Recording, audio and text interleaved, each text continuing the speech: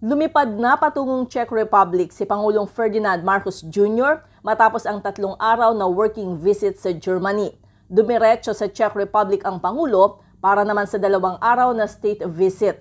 Ayon sa Presidential Communications Office, mag-aalas 4 ng hapon sa Czech Republic o mag-aalauna ng madaling araw oras dito sa Pilipinas nang lumapag ang Philippine Airlines Flight PR001 sa Václav Havel International Airport sa Prague, sakay ang Pangulo at Philippine delegation.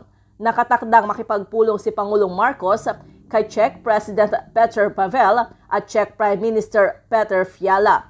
Makikipagkita rin ito kina Czech Senate President Milos Vystrcel at Speaker of the Chamber of Deputies Markéta Perakova-Adamová. Lalagda sa Joint Communique on Bilateral Agreement para sa Labor Cooperation ang Pilipinas at Czech Republic.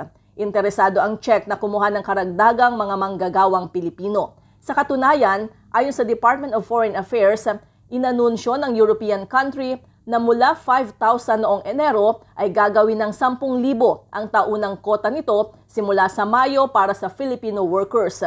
Bilib daw kasi ang mga ito sa husay ng mga Pilipino sa trabaho, mapa-skilled o professional works.